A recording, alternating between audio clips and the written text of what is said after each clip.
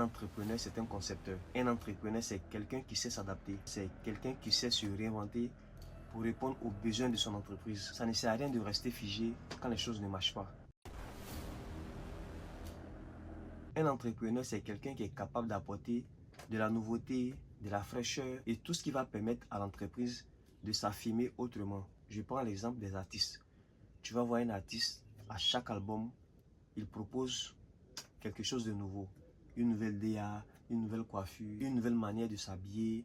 Et beaucoup de choses peuvent changer. Parfois même, il va changer sa manière de chanter. Ils savent proposer de nouvelles choses. Ils savent faire ressortir de nouvelles émotions chez les fans.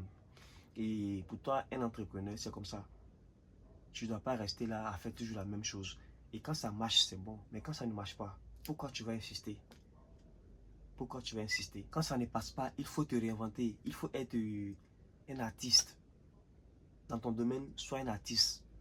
Mets de l'art dans ton travail. Mets de la créativité dans ton travail. Voilà pourquoi j'ai dit qu'un entrepreneur, c'est un concepteur. Et il y a beaucoup de points qui démontrent cela. Mais pour ne pas être trop long dans la vidéo, je vais parler de 3 points. Cas numéro 1, il faut faire sortir de nouveaux produits. On le voit avec Apple. Chaque année, ils font sortir de nouveaux produits, de nouveaux designs, de nouvelles couleurs. Et c'est tout ça qui participe à faire grandir l'écosystème. C'est tout ça qui participe à fidéliser les clients. Parce qu'à chaque fois, il y a quelque chose qui vient. Et les clients sont préparés à ça. Imagine si jusque-là, nous étions encore bloqués avec les iPhone 4, le même design, les mêmes choses. Est-ce qu'il pourrait avoir cet impact-là? Je ne suis pas sûr. On le voit également avec les marques de vêtements, les Dior, Gucci, Chanel. À chaque fois, ils font quoi? Sortir de nouvelles collections, des collections privées, des collections limitées, des collections personnalisées. Tout ça, c'est des créations. Tout ça, c'est des concepts. Tout ça crée de l'intérêt et ça maintient beaucoup les clients. Il y a un type de client qui aime beaucoup ce genre de choses-là. Les collections limitées, les collections rares, tout ça, des collections personnalisées. Ça correspond à un type de personne. Donc voilà pourquoi il ne faut pas se limiter à une seule chose. C'est vrai, tu fais pour le grand public, mais faire ces petits concepts-là, ça peut vraiment changer beaucoup de choses dans ton entreprise. Et de là, on passe à la deuxième possibilité. Il faut pivoter. Quand ça ne marche pas, il faut pivoter.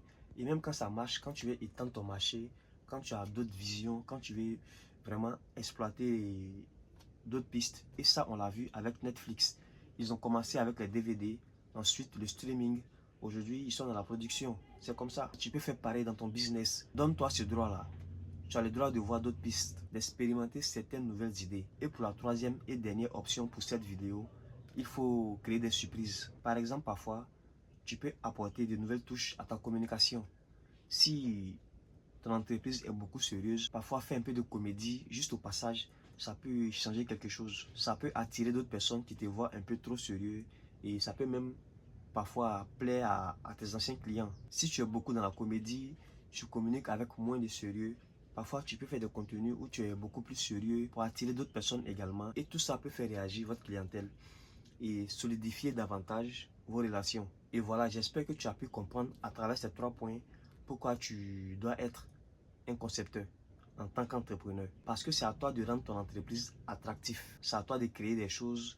C'est à toi de donner envie. C'est à toi de vraiment diriger. C'est à toi de savoir amener les gens vers ton entreprise. Pour ça, tu dois être l'homme capable de diriger et faire avancer ton entreprise.